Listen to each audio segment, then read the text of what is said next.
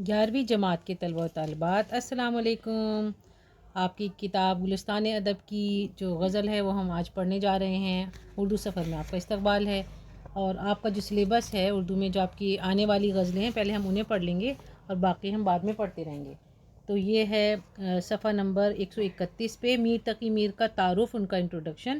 ہم جلدی سے، آپ نے اسکول میں پڑھ ہی لیا ہوگا، اس کو جلدی ریوائز کر لیتے ہیں۔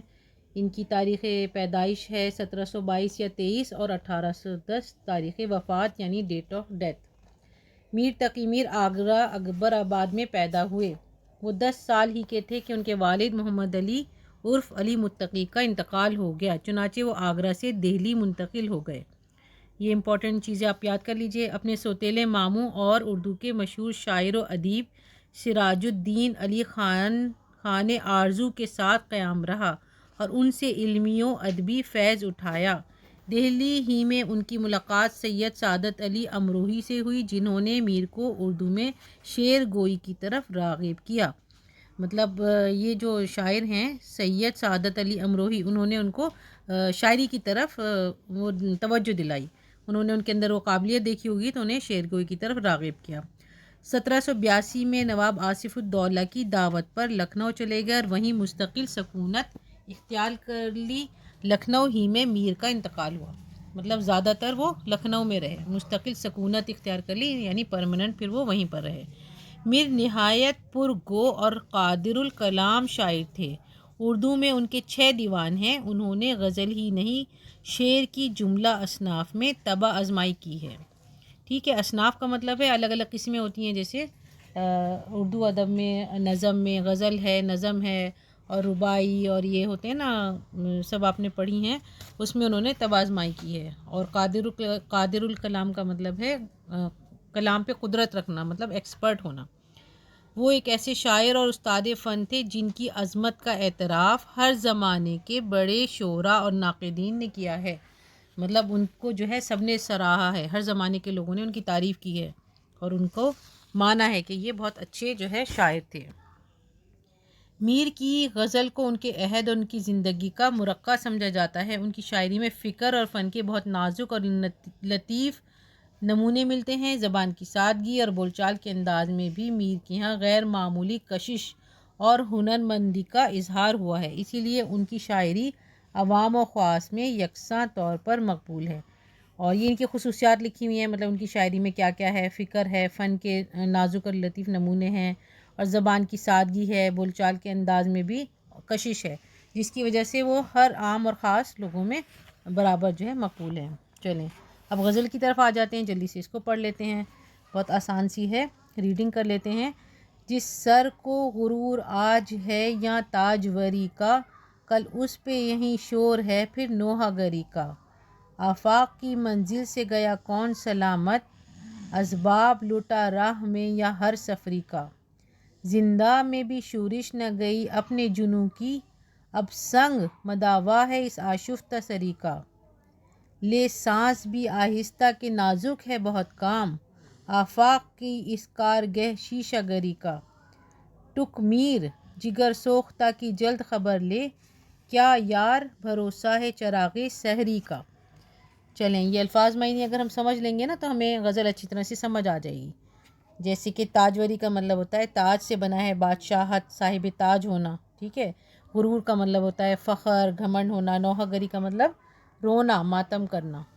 آفاق کی منزل سے گیا کون سلامت، مطلب یہاں دنیا میں جو ہے ہر کسی کا کچھ نہ کچھ لٹا ہے، ہر کسی کا کچھ نہ کچھ گیا ہے، کسی کا نقصان ہوا ہے۔ اور سفری کا مطلب ہے مسافر۔ زندہ آگے آئے گا لفظ زندہ، اسباب کا مطلب ساز و سامان، زندہ کا مطلب ہے قید خانہ یا جیل، ٹھیک ہے۔ شورش کا مطلب ہوتا ہے ہنگامہ خیزی، اور جنوں کا مطلب ہے دیوانگی، کسی چیز کی دھن۔ سنگ کا مطلب ہوتا ہے پتھر، ٹھیک ہے۔ اب آپ کو جب آپ یہ الفاظ معنی اچھی طرح سمجھ لیں گے تو آپ کو غزل بھی سمجھ آنی شروع ہو جائے گی، پھر آپ اس کی تشریح بھی کر سکتے ہیں، اس کا مطلب بھی بتا سکتے ہیں۔ مداوا کا مطلب ہوتا ہے علاج۔ آشفتہ سری یعنی وحشت۔ آگے ہے کارگہ شیشہ گری کا مطلب ہے شیشے کی چیزیں بنانے کا کارخانہ۔ اور ٹک کا مطلب ہے ذرا، سوختہ جگرے سوختہ کا مطلب ہے کلیجہ پھکا ہوا یا غم زدہ، اور چراغ سحری یعنی صبح کا چراغ جو بجھنے کے قریب ہو، قریب المرگ۔ چلیں ٹھیک ہے، اس میں وہ ہے مطلع جو ہے، غزل کا پہلا شعر جو ہوتا ہے مطلع ہوتا ہے، اور آخری شعر جو ہوتا ہے وہ مقطع ہوتا ہے، اس میں جو ہے شاعر اپنا تخلص استعمال کرتے ہیں۔ ٹھیک ہے، اب دیکھیں غزل کے مطلع میں اگرچہ کوئی اچھوتا مضمون بیان نہیں ہوا ہے، لیکن انداز بیان کی خوبی سے انکار نہیں کیا جا سکتا۔ ظاہری عظمت کے المناک انجام کو ناصحانہ انداز میں بیان کرنے کے بجائے شاعر نے صرف تاجوری، غرور اور نوحہ گری یعنی دو انتہاؤں کا ذکر کر کے مضمون کو پر اثر بنا دیا ہے۔ دراصل یہی برجستگی اس شعر کا حسن ہے۔ ٹھیک ہے، چلیں ہم پہلے شعر کو دوبارہ پڑھ لیتے ہیں اور اس کا مطلب بھی سمجھ لیتے ہیں۔ یہ جو پہلا شعر جس کے بارے میں بات ہو رہی ہے، تو اس کو اب ہم نے الفاظ معنی پڑھ لیے۔ اس کا مطلب یہ ہے کہ جو سر آج غرور کر رہا ہے یا فخر کر رہا ہے، وہ بادشاہ ہے، وہ امیر ہے، وہ صاحب تاج ہے، یا وہ مشہور ہے، جو بھی ہے دنیا میں، کل جو ہے اس کے پاس شور ہو رہا ہوگا، جو وہ مر جائے گا، اس کا مرنے کا ٹائم قریب ہوگا اور اس کی موت آ جائے گی، تو وہیں اس کا جو ہے جو پہلے اس کی شہرت تھی، نام تھا، اب وہ اس کا غم کا ماحول ہو رہا ہوگا، مطلب اس کے پاس اس کا غم کا شور مچ رہا ہوگا، نوحہ گری ہو رہی ہوگی۔ اور دوسرا کا مطلب یہ ہے کہ یہاں کوئی انسان ایسا نہیں جس کا کچھ لوٹا نہ ہو، کسی کا سکون چلا گیا، کسی کا چین چلا گیا، کسی کی کوئی چیز لٹ گئی، کسی کا کچھ چلا گیا، صبر و قرار چلا گیا۔ یہاں بھی کوئی بھی مسافر جو ہے نا وہ راستے سے بغیر لٹے نہیں گیا، مطلب ہر کسی کا کچھ نہ کچھ یہاں پہ گیا ہے، ہر کسی نے یہاں پر نقصان اٹھایا ہے۔ دوسرے شعر کا مطلب ہو گیا۔ تیسرا شعر جو ہے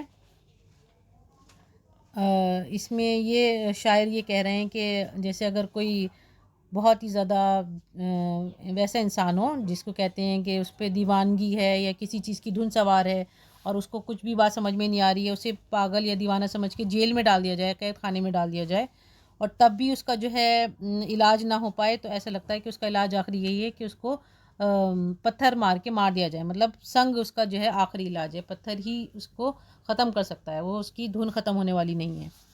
اور لے سانس بھی آہستہ کہ نازک ہے بہت کم، آفاق کی اس کارگہ شیشہ گری کا، اس میں شاعر نے بہت عجیب سی بات مطلب بیان کی ہے، وہ یہ ہے کہ شیشہ گری کی مناسبت سے لے سانس بھی آہستہ کا ٹکڑا نہایت موزوں ہے، کیونکہ پگھلے ہوئے شیشے کو مختلف شکلیں دینے والی نلکی میں اگر زور سے پھونک ماری جائے تو اس کا بکھر جانا یقینی ہے۔ مطلب سانس بھی اتنا آہستہ آہستہ اور سوچ سوچ کے لو کہ کہیں ہماری آخری سانس نہ ہو، کہیں ایسا نہ ہو کہ ہم جو ہے مر جائیں۔ مطلب جیسے کارخانے میں شیشہ بن رہا ہوتا ہے تو بہت نازک کام ہوتا ہے، ایسے ہی جو ہم سانس لے رہے ہیں وہ ہماری کب تک چلیں گی ہمیں پتہ نہیں ہے، یہ بہت نازک کام ہے، کب ہماری آخری سانسیں آ جائیں، کب ہمارا مرنے کا وقت قریب آ جائے۔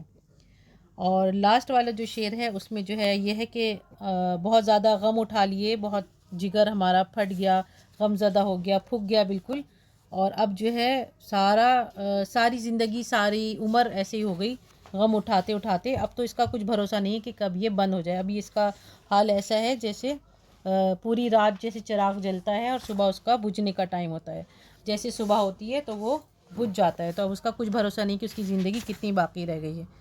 تو یہاں پر بھی دیکھیں، اب ہم وہ دیکھ لیں گے سوالات، یہ بہت آسان غزل ہے، آپ کو سمجھ میں آ جائے گی، آپ اس کی تشریح کر سکتے ہیں، اس کو جتنا بھی زیادہ ڈیٹیل میں لکھنا ہو اس کو لکھ سکتے ہیں پڑھنے کے بعد۔ سوالات پر آ جاتے ہیں۔ میر کے زمانے میں آگرہ شہر کا نام کیا تھا؟ یہ سوال نمبر 1 ہے، ابھی ہم نے اوپر پڑھا تھا، ادھر ہی سے ہم دیکھ سکتے ہیں، اس کا نام انٹروڈکشن میں لکھا ہوا ہے میر تقی میر کا، جو ابھی ہم پڑھ رہے تھے، یہ لکھا ہے پہلی لائن میں، میر تقی میر جہاں رہتے تھے آگرہ میں، اس کا پہلے نام اکبر آباد تھا۔